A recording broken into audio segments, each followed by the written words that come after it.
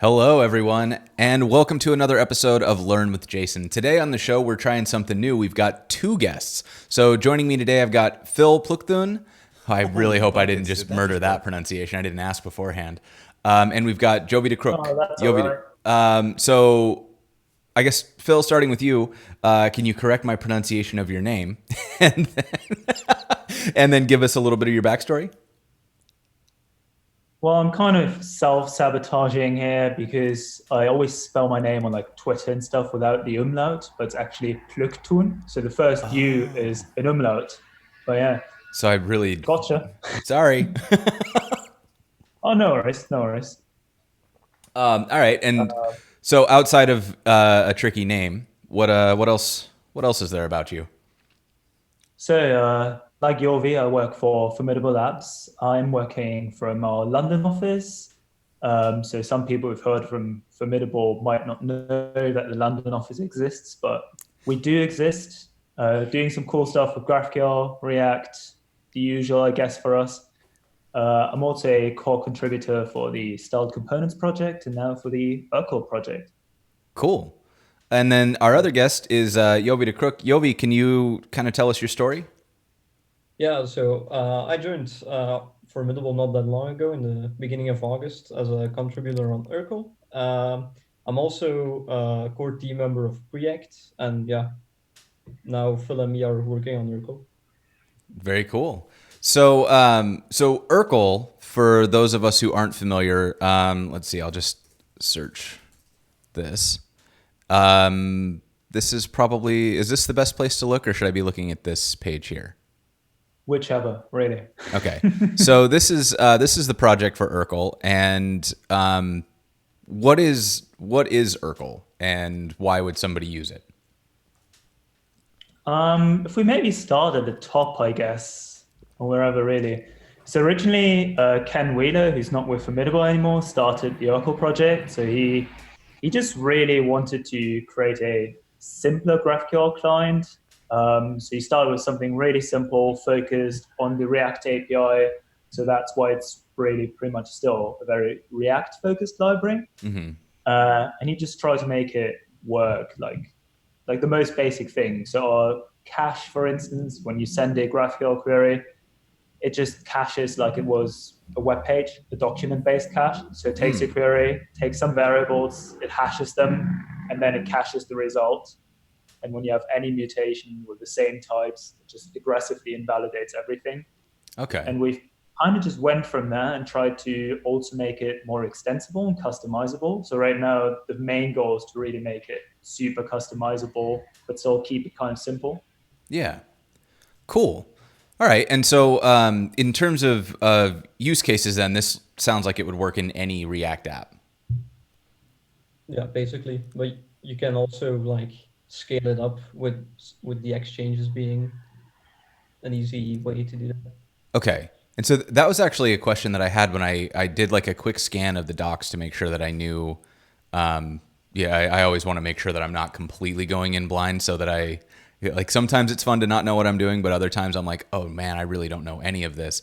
And this was something that I've never seen before. I'm not familiar with the term exchanges. So could you talk a little bit about what these are and what they're for?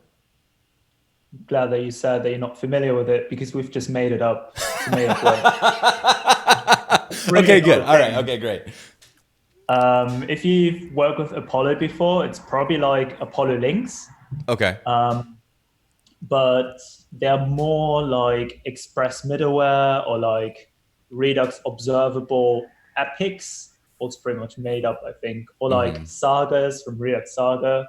So when you have Apollo links, the interesting thing that Apollo has done is they have this operation that comes in, so a query or a mutation or anything like that.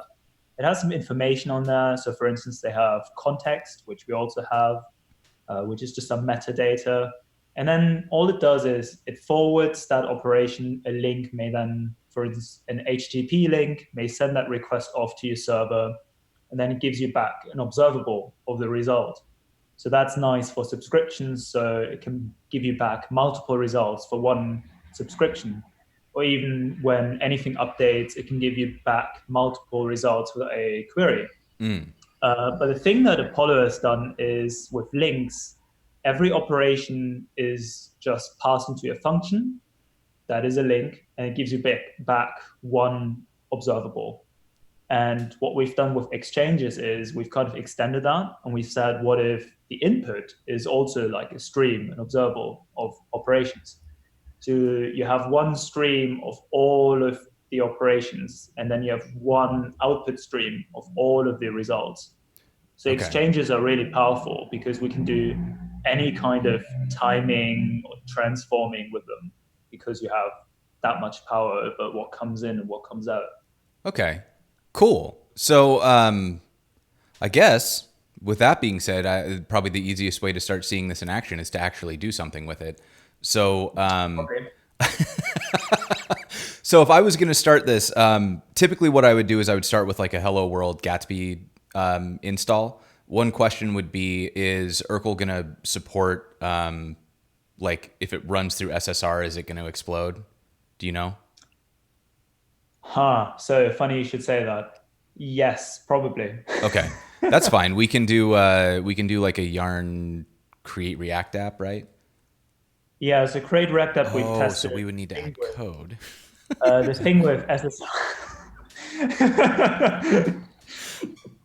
That's a good sound bite.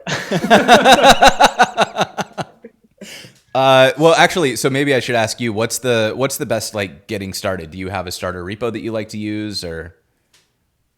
We can start from scratch. The thing with SSR is that with like any kind of asynchronous stuff, we have a custom setup. So we basically do that via suspense. Okay. So you can put Urkel into suspense mode, and we have like we use rect SSR pre-pass, which is very similar to get data from tree or all of these other two-pass server-side rendering solutions. Okay. Yeah, so I'm pretty sure if you just out of the box used it with Gatsby, it's not going to do any SSR stuff. So it's probably going to work. I'm not sure how Gatsby handles client-side stuff by default. So what would be interesting to try? So I know for sure we can get this working in develop mode. It might not build. So we could just start with an empty Gatsby site and then develop with it. And then when we get to the build phase, if we get there, probably after the stream, I can figure out, because like that's the part that I know would be figuring out what's going on, and then maybe because like with Apollo, for example, you just have to pass in an isomorphic fetch, and then it doesn't like explode. It just skips the parts that it can't do server side rendering, and so we might be able to figure out something kind of simple like that would allow Urkel to build, and then we'd have an example of using Gatsby with Urkel. But I'm also perfectly happy to skip the Gatsby part, and I can play with that on my own time. I mean, if you use Gatsby, at least we'd learn something. All right, let's try it. We've never tried that. So let's do Urkel Gatsby demo. Oh, so we would need to add code. Smart asses. Is that right? Okay, so we'll do Gatsby starter hello world. And this will just give us a like super bare bones Gatsby site.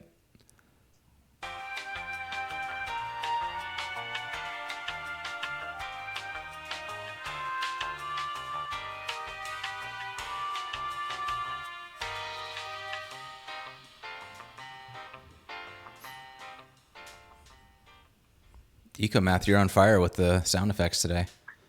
Wait, have you timed that perfectly to a Gatsby in it? I haven't, but perfect. It worked out so well. So I just found that link is like from a Creative Commons song that's on YouTube's like open library of songs, and then I cut that sample out, and it ended up being exactly the right length for the average install. Holy buckets! Did that just work? Okay, so I have a bare bones Gatsby site, and all it really gives us right now is this. This is our component. Everything else is just the prettier setup. We've got a git ignore. All that's in the package JSON right now is Gatsby React and React DOM, and there is no config. It's just an empty object now. So we can pretty much do whatever we want here, and it's going to function in develop mode exactly like a React app would. So we should be able to do everything that you can do in Create React App.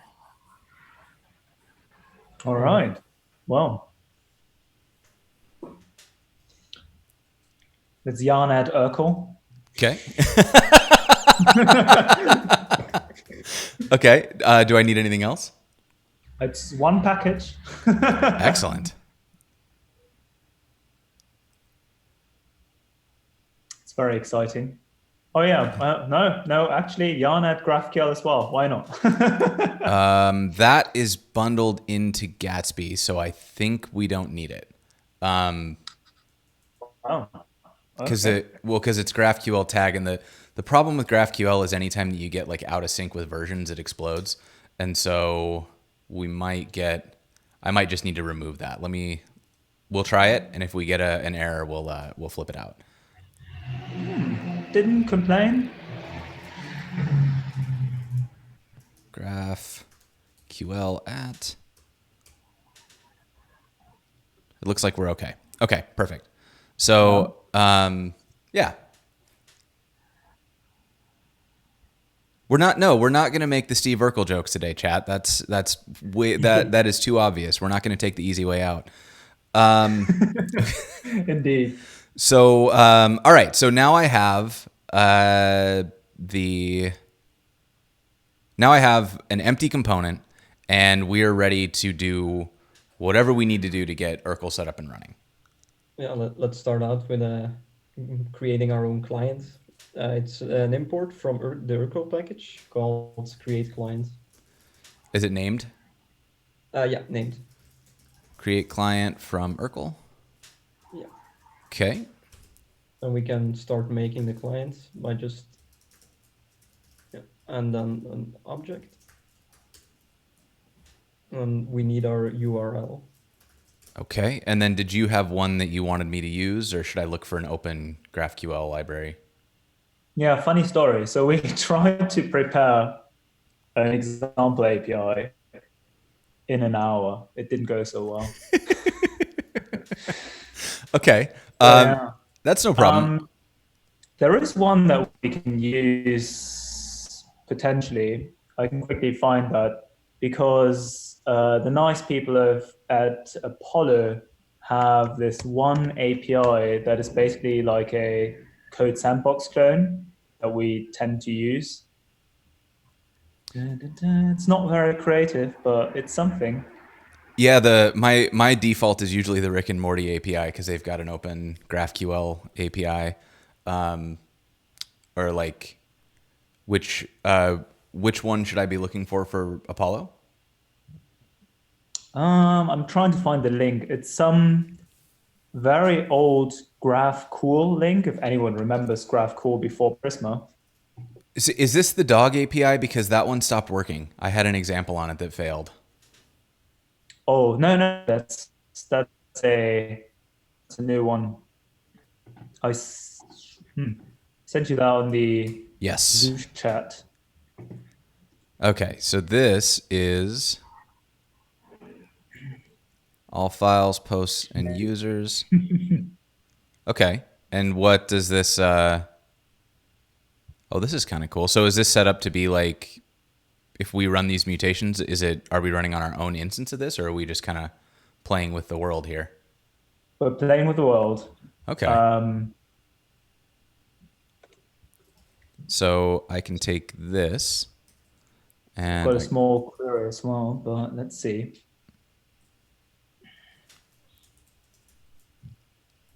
And so by default, you'll be using the dedup exchange to deduplicate queries, and the default cache and the default fetch.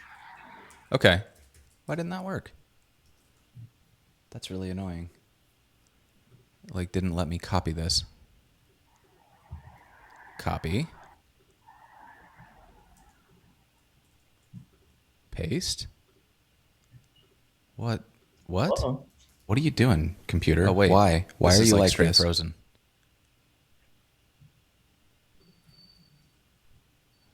Hello? I hope we didn't break it already. What is happening? Did it die? Oh no. God. Oh geez. Uh-oh. What happened?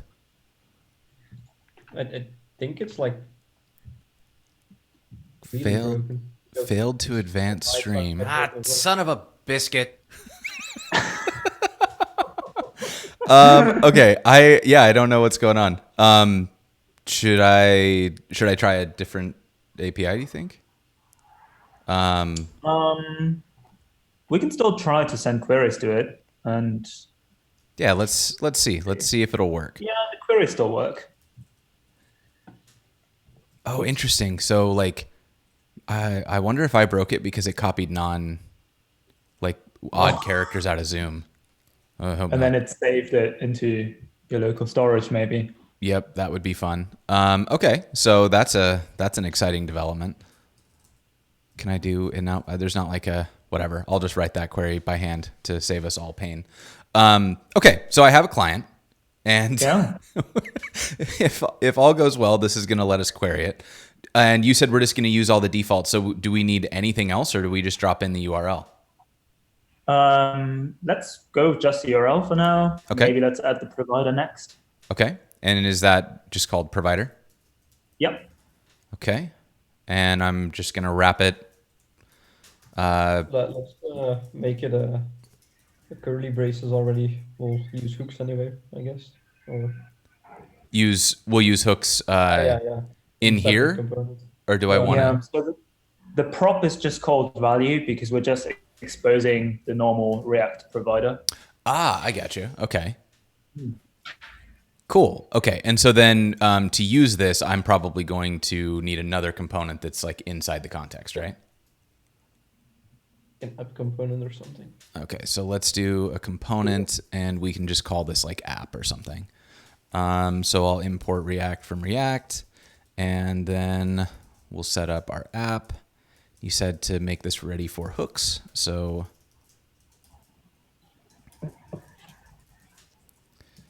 and then we'll export default app.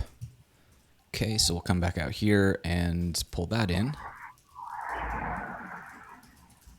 And the reason that we are creating a component is that if we try to declare hooks outside of the provider, they'll get weird. So we just need all of the logic to happen inside this provider so that it has access to the context. I don't think React. I think your import was wrong. Oh, yep. That would have been, I wonder what would have happened. It would have just complained a whole bunch. Okay, so now we have this running. If I start it, it should do nothing. It'll just show us like an app on the screen. Yeah. And while we're waiting for that, I'll just pop over here and open this up. And you started. There we go. Make that a little bit bigger. Okay, so now we have our app, and I'm ready to do. Holy buckets! Did that just work? I feel like you guys are you're a little easily impressed this morning. Okay, so what happens next? We've got our app, and now you said we can pull hooks in. Is that right? Yeah. Yeah. You can import use query from URQL. From URQL. Okay, and is it going to return an array, an object? Yeah, it's an array with the first argument being an object of fetching data and error. Fetching data error. Yeah. And the second is just execute query again, but we don't need that for now. Okay. And then do I need to import GraphQL here? No. You just need to really write out the query that we're going to pass it. Okay. And did you want me to use that same one that you sent? Why not? I do think that it's an object, right? With query as the key. It's very mean, Mr. Nime. That's not dang mono. That's operator mono.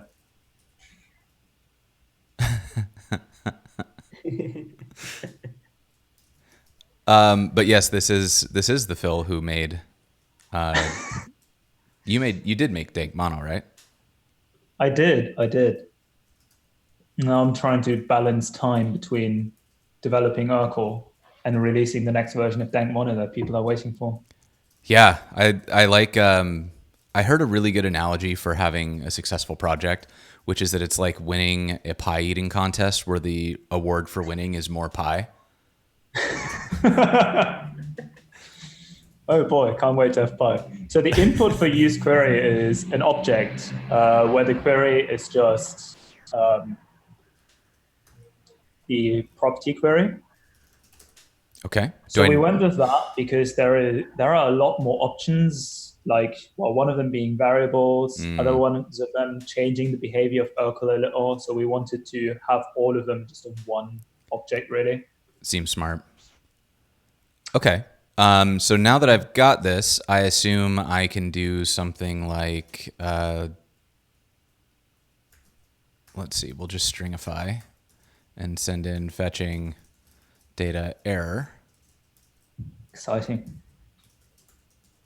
And that should actually show us what's happening. I think you forgot the opening brace. Sure did. Boy, Whoops. I'm really good at code this morning. Is that going to cooperate? Still early for you, isn't it? I mean, it shouldn't be. It's 9:30 for me. Okay, did that actually work? Okay, here we go. Not early for me. Oh wow. So it starts out fetching true, and then we get data, and we end up with all of our posts. And there is no error, so error comes back undefined. Yes. Excellent. So this is super cool. I mean, like this is very straightforward. Like I love how simple that was. Oh, thanks for the cheer. Hello, Katie. Cotty. I'm not doing well with names this morning. So damn. Like I honestly kind of expected this to be harder. I'm not gonna lie. Yeah, I mean, we even started out with having a default client, which turned out to be a little confusing, but we wanted to minimize the code in some of our examples. Yeah. So if you would leave out the provider, it would just send requests to /GraphQL. Wait, for real? Yeah, we decided to kind of create a default client so that our examples are literally just use queries all over the place without providers. Turns out that kind of confused a couple of people, but I think it's still kind of useful. But so what that means though is if I were to set up my app to have a /GraphQL that redirected to whatever GraphQL endpoint, then I wouldn't even need to set up a client. I would just be able to drop in use query and query my endpoint, and it would all be managed. Yeah.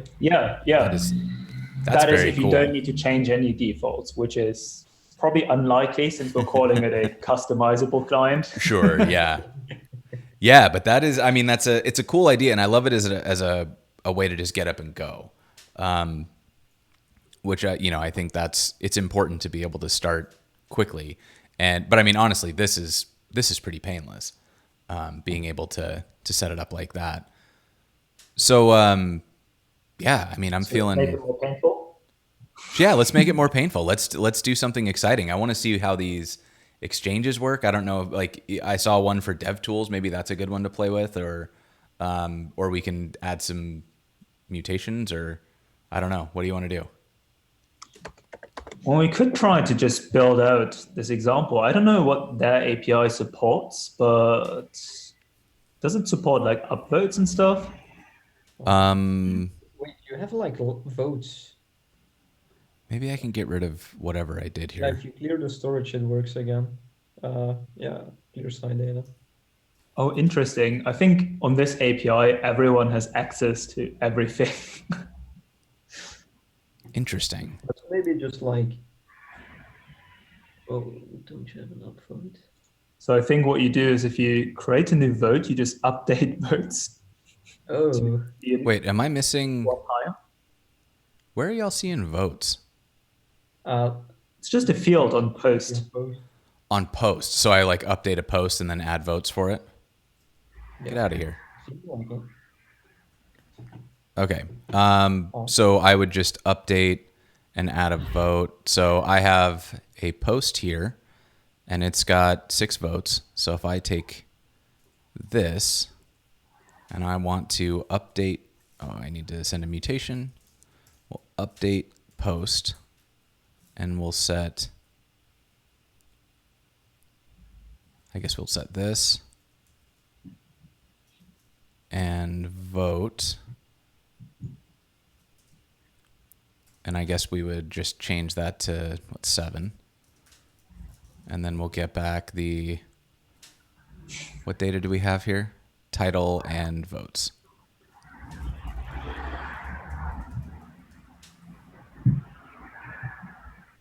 Interesting. Whew, that is danger zone that they just leave that wide open. If someone wants to mess with us, they would in the meantime like set it to 99 or something. Yeah. So, okay. So they're asking in the chat for a quick summary of what we've just done to explain how things are put together. So basically the all that we've done here is we installed URQL and GraphQL, which is a dependency of URQL. And then we went into this index, imported create client and provider. So this is a React context provider. We created a client using all the default settings and pointed it at this open GraphQL API, which the Apollo team has exposed. And then we provided the client that we created into this context provider. Then in the app, we have the ability to just import use query. And because this is being called inside this context provider, so app is inside here, we have access to the client. And use query is going to grab that client out of the context and execute this query and then give us back these results. So fetching is kind of the same as loading if you've seen it named that way. We have the data, which is the result of the query, and then error if anything goes wrong. And for now, we're just dumping that out. But that's really all we've done. We've just hooked up and gotten some data, and now we're figuring out how much damage we can do using this API, and it appears that it is a lot. So,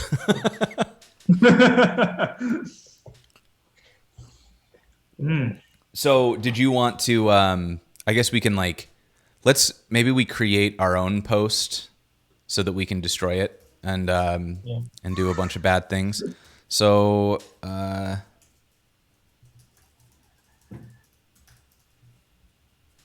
gonna blame you. And then we'll set this to be like, what is it? FormidableLabs.com. Just leave a trail of evidence right to your front door. And then we'll add votes and set it to 0. And it should give us. Sad. Okay, so it has now created a post, and if I reload this, now we have our actual post. So we can use this now to do whatever we want to do, and that way we're not destroying anybody else's data. I like that you just highlighted that in the whole stream, so people can go and delete it if they wanted to. Don't be jerks, chat. We're trying to teach you things. But so if at this point we should be able to kind of show some stuff, and then we can hook up. I assume like a mutation is what we would need to do the votes. Yeah, let's do it. All right, so let's. Sorry. Yeah, go ahead. Maybe make it realistic, just a list of posts and have a separate link component. That works for me. We'll do a frag, or I guess we don't even need a fragment, do we? We can just do like a UL, and then we can do data. Did it already get rid of my thing? Data.allPosts, and then we can loop through that. And that'll give us a post. And for each post, we're going to return, it needs a key, so we'll do post.id. And then we wanted, you wanted the link to be separate?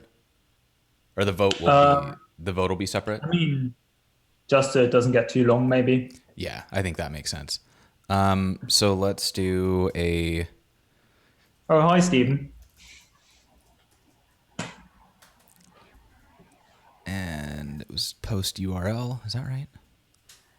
Post.url, and then we'll link it to the title. Post.title. And then we will do an upvote. So we'll just create an upvote and we'll send in the post. And then over here, we can create our upvote. Wait, did you just type out a bullet point character? I did, yeah. So this is like my guilty pleasure, as I'm a typography nerd. And so I know all of like the alt commands to get different, like different typographical marks. That's amazing. I never thought to memorize some of them, but that's very useful. Let's see. So the upvote is going to get a post, and then we're going to use a hook. So for now, I'll just do like a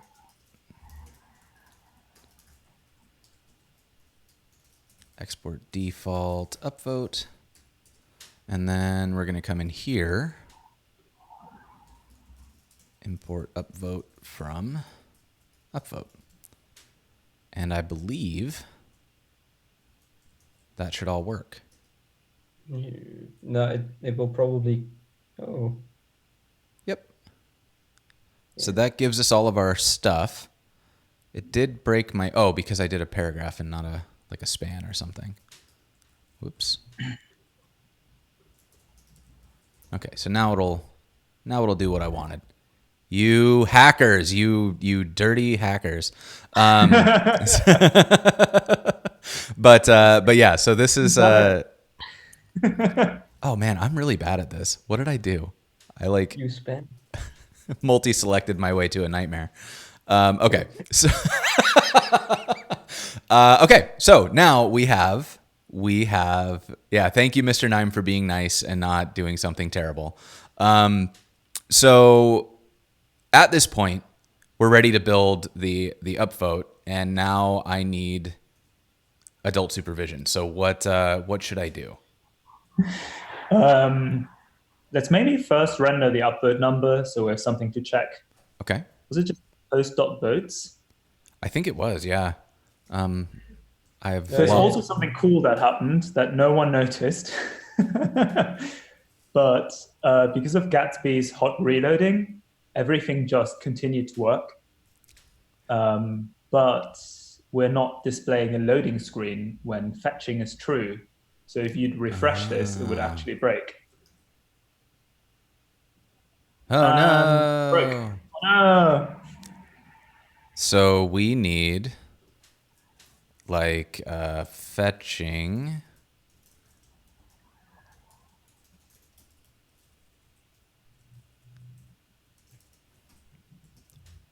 And that should fix us. There we go. Yeah, this is not going to win any design awards, but it's going to get the job done. So I have, we wanted to display the number of votes. And so I guess, should we put that in here, or should we display it over here, do you think? Let's just put it in upvote, I guess, Okay. for now. So we Design will, awards, you know.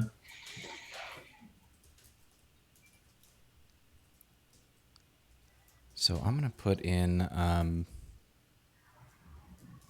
do like post.votes and what's that going to do? It's going to get us close, but we needed that space. Okay, so we want to turn this into a vote link.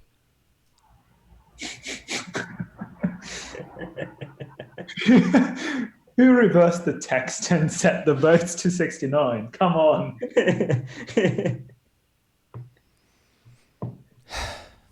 I'm very disappointed in all of you, but also nice. All right, let's do the upvoting. Okay, so we can. Yeah, we just have to import use mutation.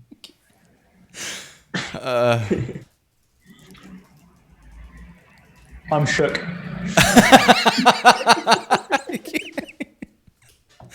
You're all children.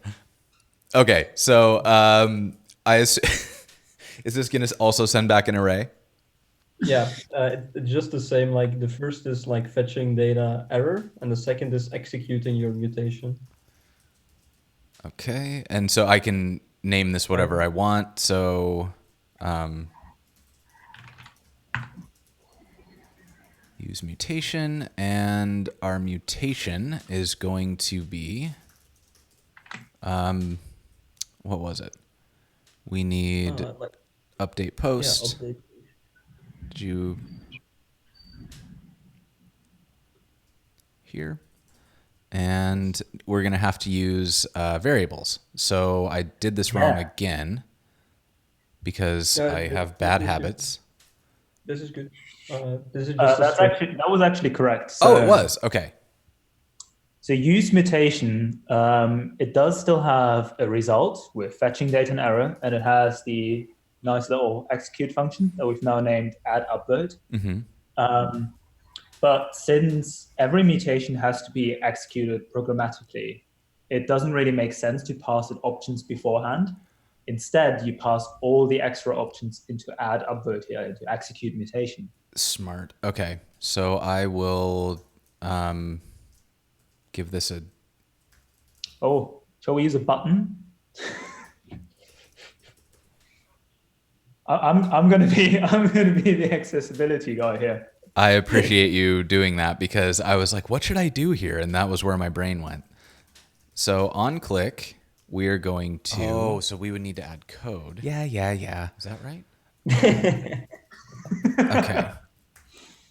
So now I can add a variables object. And is it just top level? I just say like post ID like this? Yeah. We haven't prepared the full query yet to have the variable, so I guess you can name it whatever you want. You are correct, sir. I just dropped it in here and forgot to actually declare it. I think that's a type ID, but I might be wrong. Yeah. We can verify that. If I go back in here, oh, I'm in the history. I was like, what is happening with this thing? It is an ID. All right. Good catch. Okay, so now it's an ID.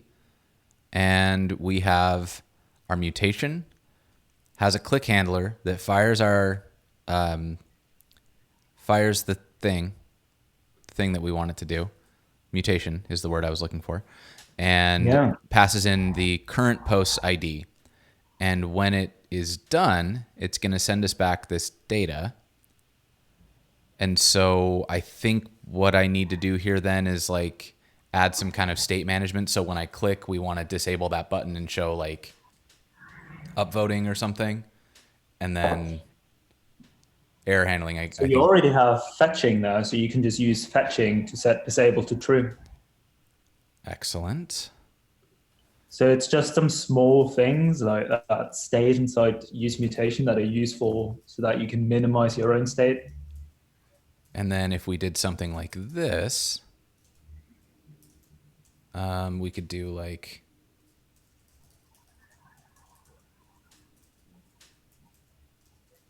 The design awards are coming. Next level accessibility. Okay, so now we've done that. And then if it's error, what I should do is like if error, we'll just return womp womp.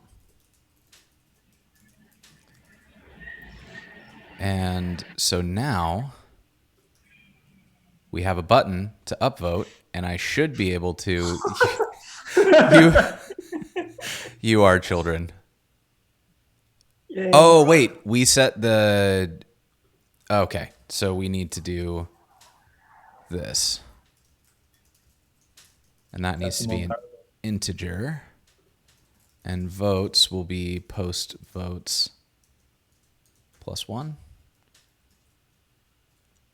Okay. Nice.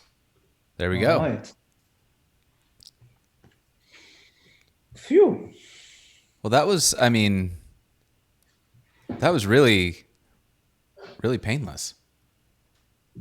Yeah, 2 queries. Well, 2 hooks, 1 query, 1 mutation.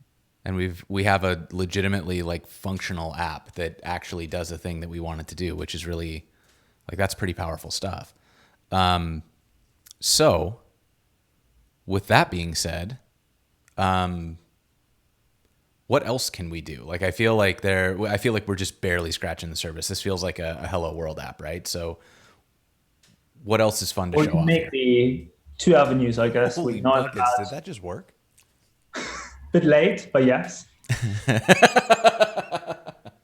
got to keep up. I mean, I guess we can either add some smarts to the client, or we Sure. can add more functionality to the app. So if you open the network tab, there's one interesting thing that you can see with the default cache. So if you click upvote anywhere, whoops, Okay, so I've you got. should see that we're actually doing 2 requests. Okay, so this. Did these both just happen at the same time? Should be. So that one is your query, and the one up there above it should be your mutation, or the one above that. Who knows? That's an options. Here's the post, and this one sent in. I hope I got this right. Yeah, Yes. that's the Yes. mutation. So actually, fun fact: if you would not query the votes, it would also update just because it refetches the query that depends on the post. And I actually think that's what's happening because we don't change the data. We just fire off this mutation, and the display is coming from the query data. Yeah. So it's smart enough to know that whenever you drop, like whenever a mutation happens, it knows to go and like that query has been invalidated and to refetch it. Yeah. And that's a very like kind of primitive thing that's happening. So it's just looking at the types. It sees that you've changed I think they're called post. And what it says is, okay, we have a query that contains posts. So that's invalid now. Let's refetch it. The problem with that is that we're now obviously making 2 requests for something that is really simple. Sure. So that's why we have the normalized cache, which gets basically us up to that smartness that Apollo has in their client. Okay. And if I want to use that, then that is how would I actually do that? Link. This one? Yep. Okay. Normalize cache. So yeah, that's just one more package. Okay. And so we've released a small patch today, so I hope it works. Okay, so now we've got this set up, and so things get more exciting here. So deduplication exchange, fetch exchange, so we would need to add code. and a cache exchange. Is that right? And it looks like we just dropped these in. So I will get this set up first. So let's go into the app. Wait, here. And I'm going to get the dedupe exchange, fetch exchange, and then we needed to get the cache or was it a named? Cache exchange, yeah. Cache exchange from URQL graph cache. And then this is an exchanges object. Was that right? Yeah. That's an array. That's an array. Because the order matters. It's how you pass through the exchanges. I got you. And then So it's just a pipeline, basically. So we start by order it's in, deduping. operations start at the top, and then results coming back in reverse. Got you. Okay. So we'll do the dedupe exchange. Where's my autocomplete here? You're killing me. Fetch exchange. And in between was the cache exchange. Yeah. And now is like with this one, are there reasons that we would want to do it in this order? Yeah, Because so we typically don't want to do any kind of work that we don't need to. So dedupe exchange should probably go first most of the time. Fetch exchange is asynchronous, so it needs to go last. Also, otherwise there's nothing to cache if it goes first, right? Okay. And most of our exchanges are actually very synchronous. So we're using like kind of home-baked stream library, which is called Wonka. And that's based on something that Andre Stoltz has worked on, callbags, which is a spec that is basically like observables, but they create very simple streams that function just using callbacks with CK. Did you say call And bags like with a G? yeah, so the spec is called callbags with a G. It's not Fascinating. confusing at all. Yeah, this is helping me a lot. I feel like I definitely am not going to get lost in here. Is this the right spec to link? yes. Okay. Yeah, let's just forget about that. There's your rabbit hole, chat. See you soon. Okay. So now that I've got this, it looks like we can pass in a config. Do we need one Yep. for now? Not yet. Just an empty object for now. It's fine. Okay, so we do need to actually pass it. Yeah. Okay. Okay. And do I need to change anything else? No, everything should just work. Okay. So I'm going to Jovi restart. is very, very bold here. Yeah, it'll work. I think we have to check your mutation first. Are you requesting the ID in the mutation? No. Okay. So you just have to add the ID field so that it can normalize it, so that it can find the post that has been updated. Okay. But that should be it. Okay. Yes. And now you shouldn't see a second network request going out. I shouldn't see a second network request. So I'm going to refresh the page. And I'm going to zoom this. No, I want to zoom this out just a tad because it's kind of hard to read right now. And then I'm going to upvote. And how do I make you... Okay. Was this our mutation? Yep. Was it? That's the options. that's options. The one under it is Here's the mutation. post. The last one, yeah. Here's our mutation. And And yeah, there's a query nothing afterwards. Yeah. nothing under it. So cool. Very cool. So I assume this is kind of complex under the hood, but basically what you're saying is because I'm getting back these votes and because we've queried the post ID, then holy buckets, did that just work? The cache exchange is then able to say this post with this ID just changed. So without sending another query, just rewrite the result of this query to include this updated value. Yes. Yeah. Okay. That's really powerful stuff. Awesome. I mean, this is like, I'm both like confused and very excited that this is as straightforward as it is, because it's like, I'm like, wow, we're going so fast here. We're 45 minutes in and we've already built like a fairly, like from my standpoint, a fairly complex app, because we're doing, we're connecting to a database, we're reading and writing, and we've got like real-time updates. When I click this button, things just happen. So that's a pretty powerful interface to have built with me having never done this before in 40 minutes plus screwing around. The interesting thing is that it's not that different from Apollo as it is, but as we started with just one package, something very simple. And as you're kind of adding, for instance, the normalized cache, you're slowly learning a bit more about what's going on. And we've kind of tried to spend some time on making some of these APIs like just work as expected. So you can see mutations have their own state that is manipulated by your programmatic call.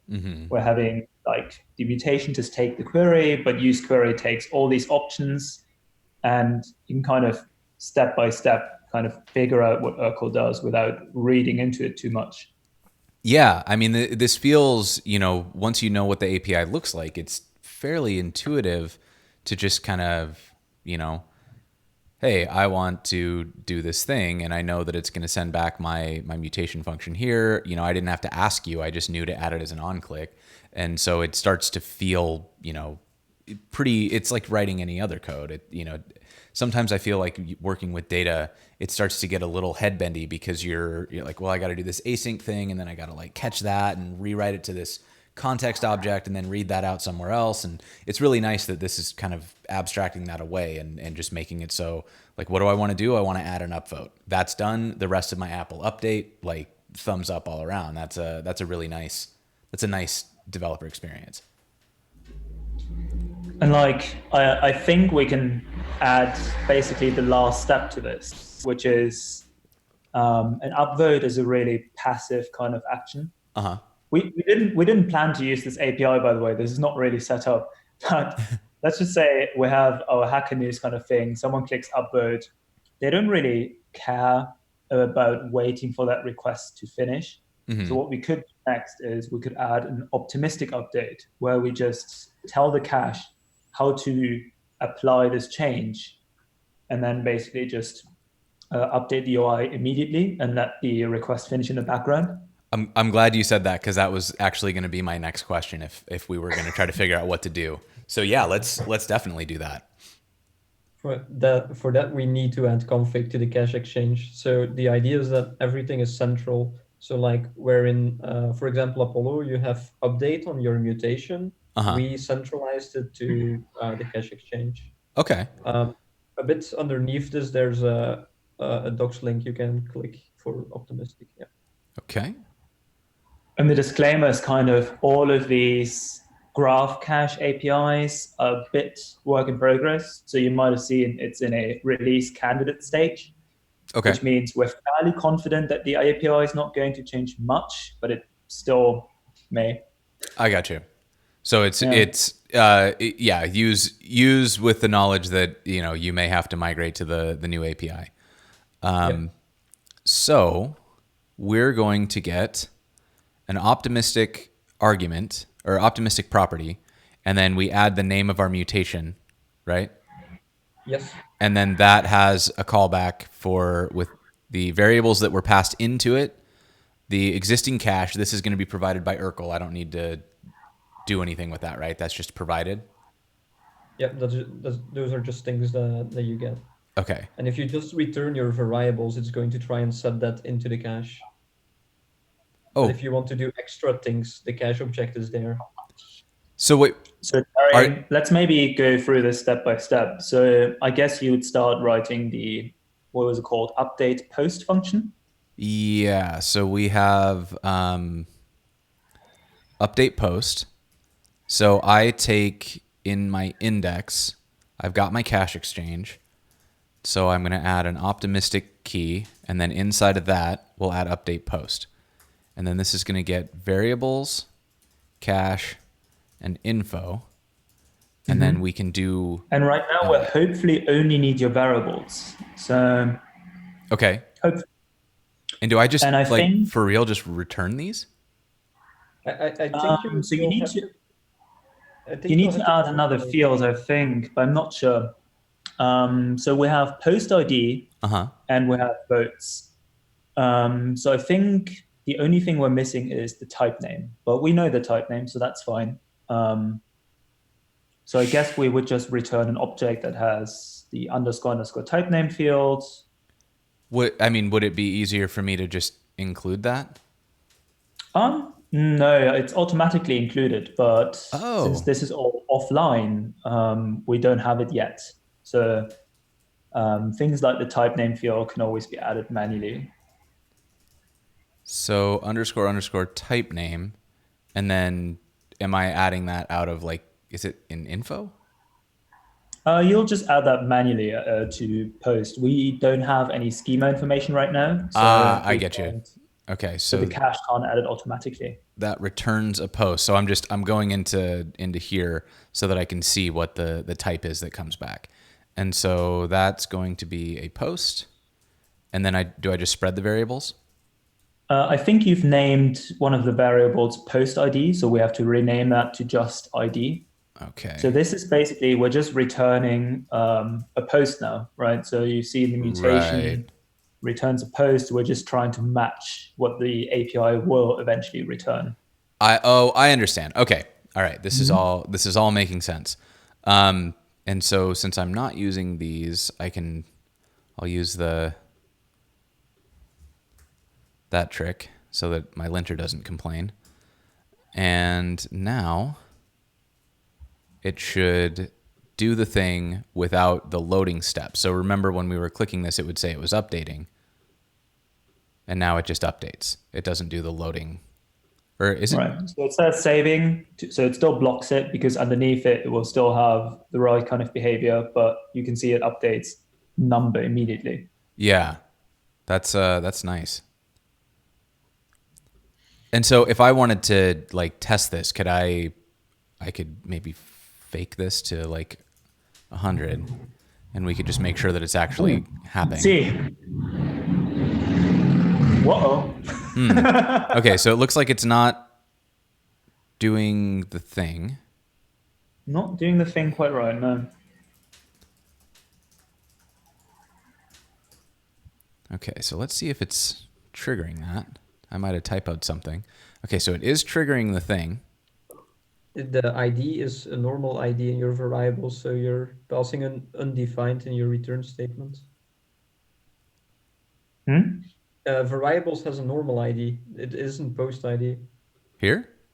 Yeah, but in your console.log it says ID. Oh instead of yeah, post ID. that. It's Oh, a translated one from the arguments arguments. That's odd. Okay. Indeed. Oh, you're right. Yes. so it's here? Ah. Interesting. Now it should work. Maybe we can like slow our network down to like 4G or to like 3G or something. Yeah, I can do that. Who would have guessed that the release candidate stage graph cache would not quite do the right thing at the first try? Yeah. Let's see. Is type name lowercase or is it camel cased? No, it's right. It's correct. It's probably a bug or something. I don't It's know. probably a bug. Yeah. Okay. Well, cool. Yeah, I mean, we can. That's So in the future, this will work. We hope. Oh man, slow this will 3G. work, probably. Yeah. So what's supposed to happen is that it's just updating the local data, and it's telling the query to basically read from the cache again, and it should update that number immediately. And then once the actual response comes in, it updates it again. Right. So like the use case here would be, for something like upvoting, when I don't really need to block the whole UI to see if this worked. Like as you can see, I'm using slow 3G here, and we're now at like minutes of waiting for this thing to finish, which is brutal. Bear in mind, this is what people who are like using their phones to use the internet in like rural Africa or even parts of the Midwest in the U.S. This is their experience of the internet. So be mindful of how much data you're making them wait for. But so what we're doing here is like we're saying you can continue to use the app as if that mutation had already succeeded. And then in the background, if something goes wrong, it can always catch and say, oh, actually, there was an error. Please try that thing again. But yeah, this is definitely a really powerful thing to do. And it's also kind of headbendy because you're getting into caches, right? But ideally, I mean, it seems like this will get worked out soon. I imagine that this is going to be something that as soon as this call ends, you're going to be like, oh my God, how do we fix that thing? So watch this space. This will probably start working fast. And then, it's going to put us in a pretty powerful position there. Oh, let me, this is too slow, way too slow. Still Fast actually three. quite confused why it's not working. Yeah, same. Yeah, did I mean I didn't typo anything? I mean, No. we've just console logged it. That's always a sure way to find out whether it's working, right? Should I can I like maybe I should just make it match? Be interesting if that Hmm. worked.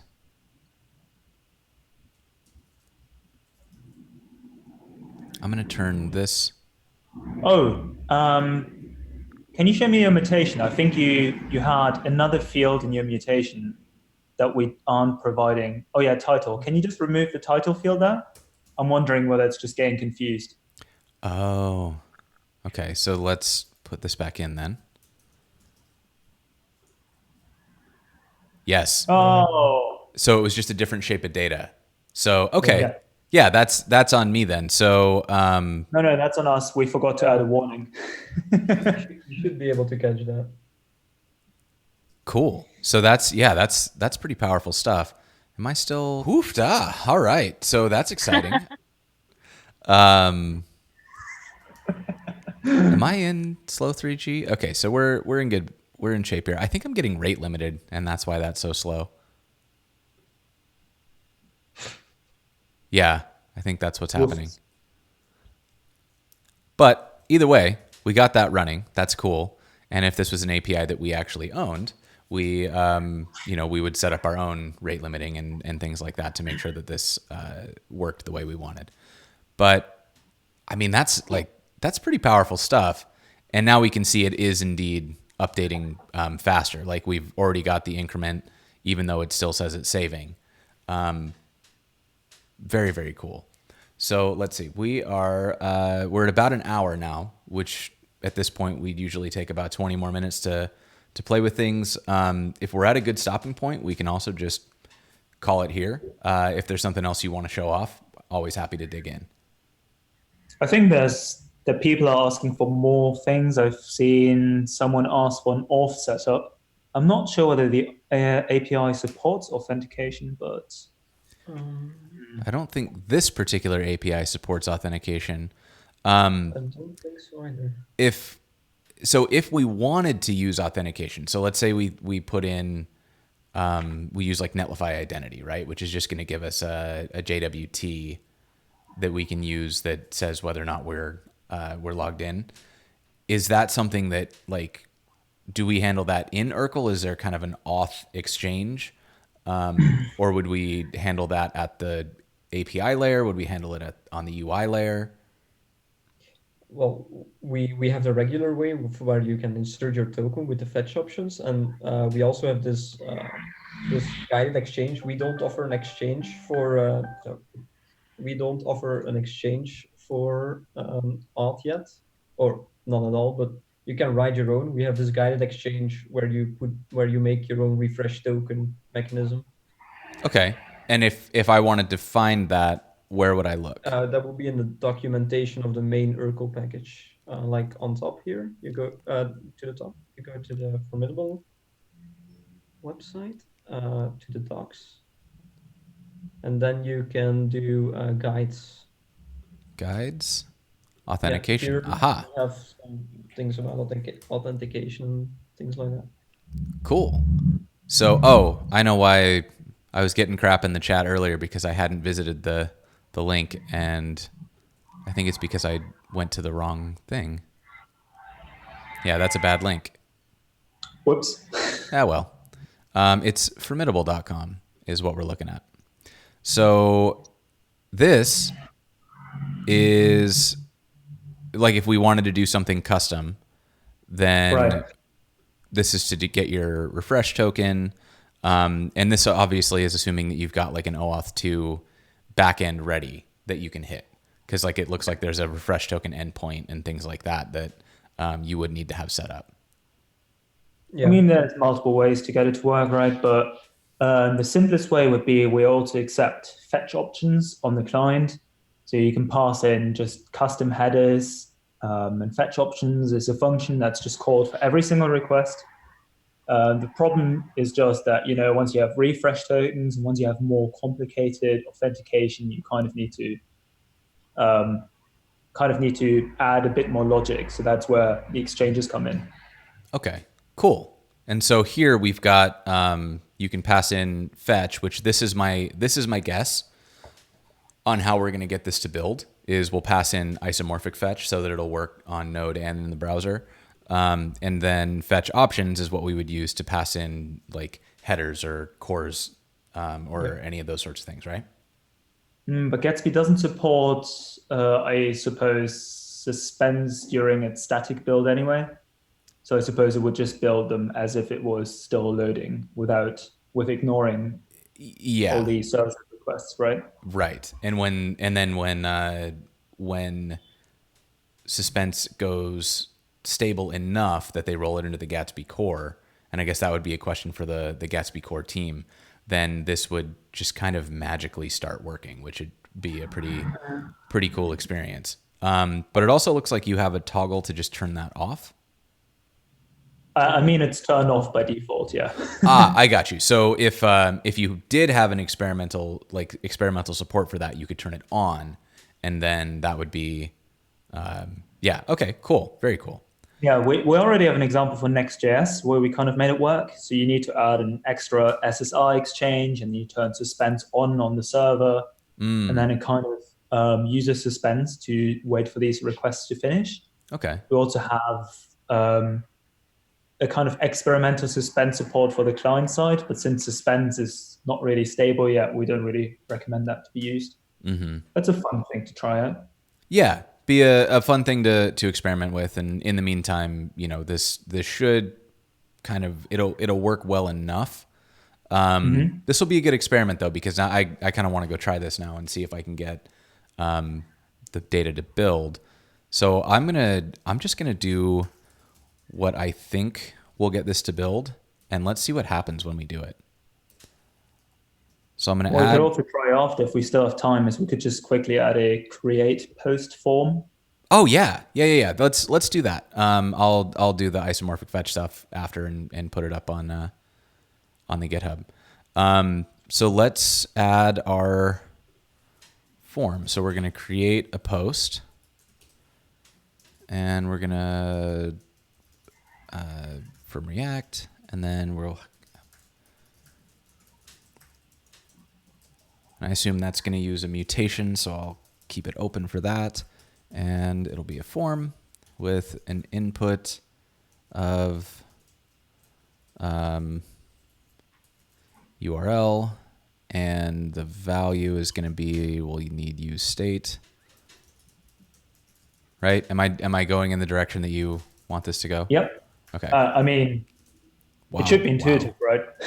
I would hope so. One would hope so. All right, so we'll start out empty, and then we need a title. Okay, and then down here we will set the value to title and the on change to set title. Set title to event target value.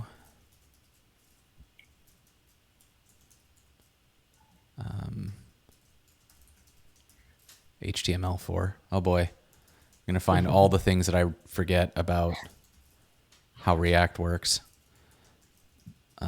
Title. Okay, so I believe that is accessible-ish. One would hope, yeah. And then we need a button. And okay.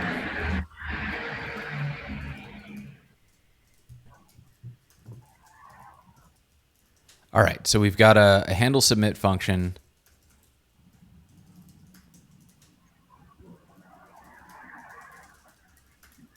And I will prevent default. Okay, and if I export this, come on.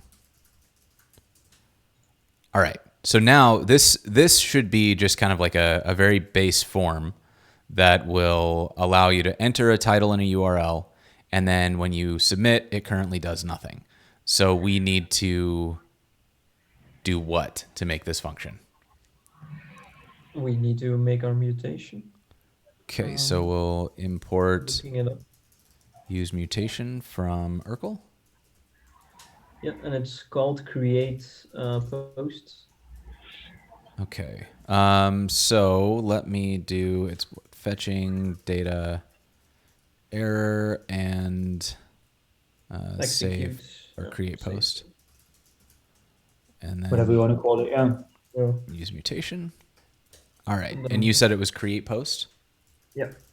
It accepts some arguments, title and URL and votes. But yeah, we can just do title and URL, I suppose. Yeah. Okay. Votes can be null. It can be null or just undeclared. Yeah, it can be anything. It's not mandatory. Okay. Yeah, I think we can just set it to 0. Yeah. Okay. And that should just give us back an ID. Or do I, for optimistic UI, would I want to get everything back? Well, that's what I was leading to. So you should probably ask for everything. Okay. And what we can do is the thing with the normalized cache is we're now going to create a post, and separately we have our query that shows us all the posts. Mm-hmm. But the cache doesn't know where to put that new post in that list that we already have. Okay. So we probably need to write an update function that puts our new post onto that list.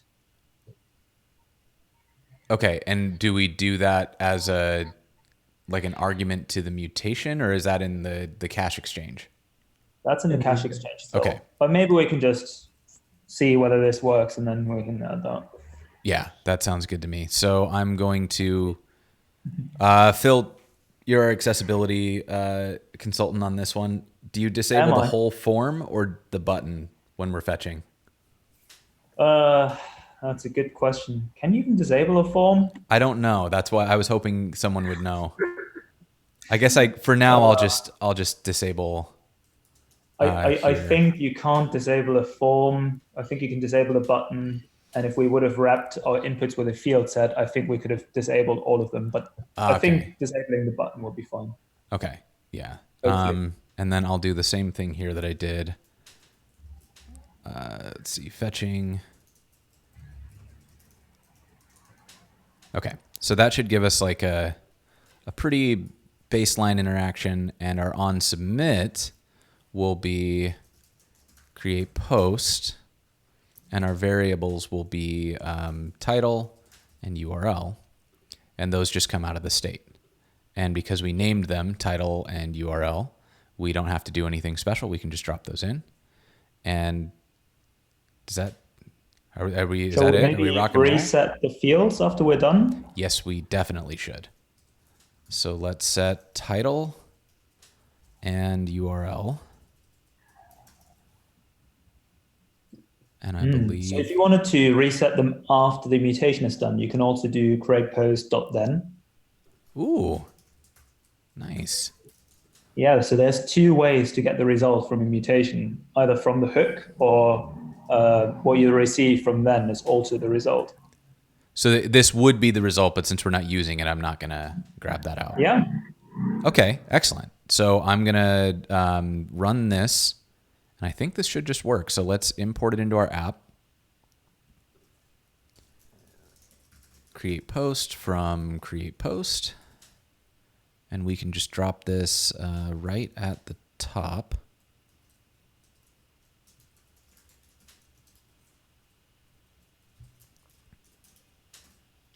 So that clears if the mutation succeeds or if it errors.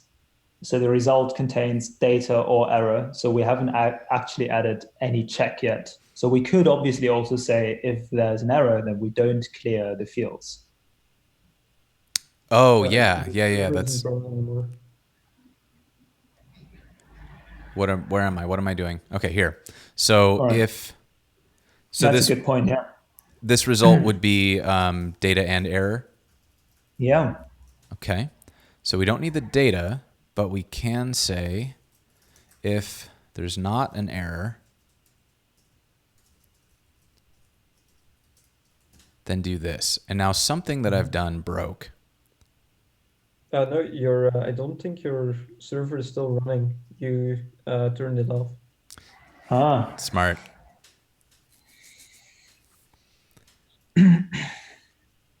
Okay.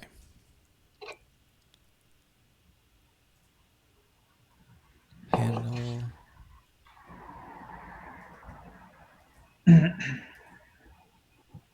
Okay, so now we have a title and a URL. And so if I do something like, I don't have anything clever, so I'm just going to type this in. Plugging up again. I mean, if people are already here, then they know what they're going to get. If you refresh, you should see it now. But yeah. Okay. Yeah, awesome. So it does work, but it didn't update our cache. Now, is the reason for that because before when I would hit upvote, it would automatically rerun that query. So yeah. Is this because we added the cache exchange, we removed that default behavior, or is this something different? No, it's exactly that. So the normalized cache will prevent any kind of refetches if it can, which means always. Okay. So it doesn't believe anything has changed. So we need to explicitly tell it how to change our original query so that it knows what to display. Okay, and so that's over here.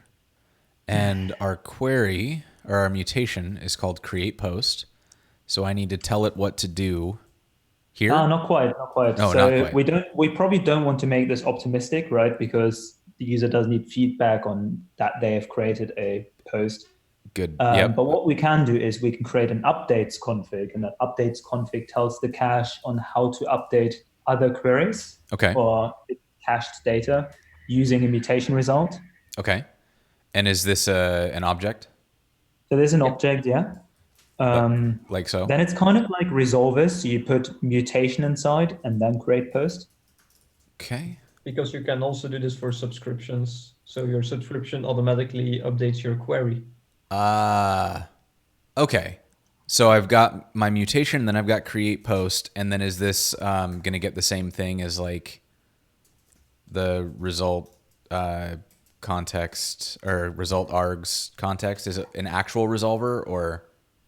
It's not an actual resolver, but yes, it's the exact same. So results, arguments, cache, info. Okay. Yeah. All right. And then inside, how do we want to update this? We'll want to start off by reading the query we want to alter. So we have our posts query from your app.js. We'll read that with cache.update query. The first argument is the query you want to update. And the second will be a callback. But let's start off with adding the query. Okay. And I need the whole query? Yeah. Yeah. So if we were going to go a little more like team friendly, maintenance friendly, we'd probably want to extract these into like constants or something so that we could we could import the, load post query and then use that in two places without having to copy paste it around. Exactly. Yeah. Okay. I think it actually takes an object where the properties query because of variables again. Got it. Okay, right. So I've got... The thing is, you wouldn't even need to give it like all this information, I think. No, you do. Okay, well, let's move on.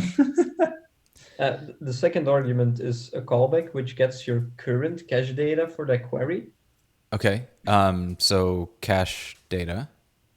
Yeah, and then you can unshift you can add your results to that array and return the array. Okay, so it's cache data dot all posts or something, I think. Yeah, I think it's probably all posts. Yeah, it's up there, all posts, and then unshift the result, I guess. Yeah. Unshift, and that would just be result. Result.create posts or result.data.create posts on the two. Oh no, it should just be a result because we're already on create post. Okay. And then we need to return cache data. Okay. And can I do it like this, or do I need to unshift first? Unshift first. Okay. Unshift first, and then just return cache data. That's so we're right. Because mutating all posts in there, but because every query that you run against the cache is basically making copies of the cache data, that's fine. mm-hmm. You Okay. can mutate it, you can clone it, it doesn't really matter. Okay. Okay. And so we're not using the args, and we're not using the info. And is this, are we good? This should work? Yeah. This should work, yeah, I hope. All right. Okay. So what's another one? Phil, are you Google. Google? All right. Perfect. Best example. No. Okay. So it didn't like then. something that no. we did in here. Update query. All right. So probably let's log this I out. think Jovi might be right, and it was actually not an object. Or was it? It was. Which was? It failed inside the resolving of query, but I'm going to check that quick. Yeah, a lot of things are still work in progress. Yeah. Oh, I can tell you what went wrong. So another small detail. So we've by now always written our GraphQL queries with just a template string. And the template string is fine for URQL because every time you pass it that string, it sees, okay, there's a string, I'm going to parse it using the GraphQL package into a GraphQL document. The thing with graph cache is we haven't added that yet in all places. So here, when you're passing the query, you're passing a string, but it's actually expecting a parsed one. So I need this. So you can use, so you have to pre-parse it. You could just use the GraphQL tag package for that, or you can use any other package that does a similar thing. But that's something we'll need to install, I suppose. That's a good point. I think it's the default export, but let's see. Okay. Let's actually add that. That's actually very valuable. We totally forgot about that. Yeah. Okay. That slipped my mind. And then GraphQL tag. We'll just look at the example so that we don't get ourselves in trouble here. It is the default. You are correct. And then switch this over to use that. And start it up again. So Mr. Nymalto asked a question. Does naming the query and passing the name also work instead of giving it the entire query? No, that unfortunately does not work. So we are just relying on the GraphQL standard and the GraphQL reference implementation for stuff like that. So most of the time we're expecting a full GraphQL query or a full document node. That doesn't mean that you can't wrap that yourself, but we see that as a kind of a thing that a separate package could do instead.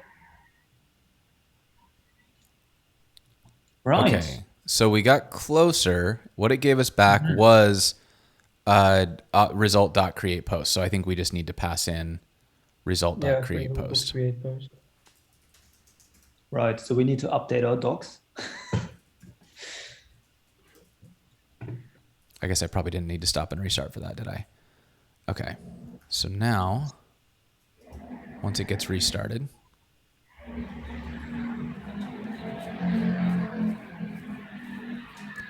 we should be able to add something else.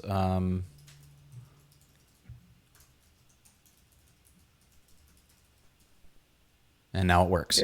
Okay. And we can immediately, oh wait, did it work? Holy buckets, did that just work? One. Yep. You're just so used to your sound bites, aren't you? I know, they don't throw me anymore.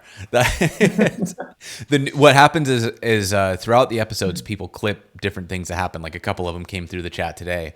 And then I'll go through and take those clips and make new sound effects. Those ones throw me because I'm not like the elevator music now. It's just like, all right, it's time to dance. Son of a biscuit. And so the newer it is, the more it throws me. And like some of them also just repeatedly make me smile every time they happen. But okay, so I mean, this was, I feel like we got a lot done. Even with hitting some snags here, being able to write custom cache updating and all of that good stuff. This is very, very powerful stuff that we were able to get through. Holy buckets! Did that just work? Yeah, that's kind of how I feel. I'm feeling very holy buckets right now.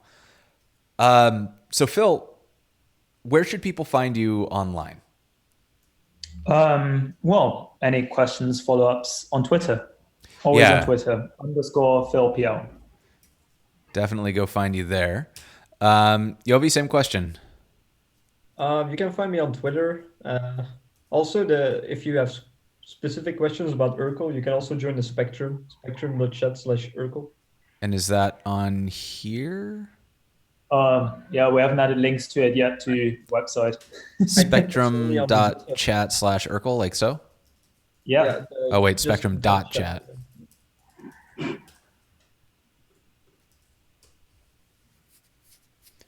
Cool. Any other links? Anything you want to call out? Things you want to live on in perpetuity? Not for now, I hope.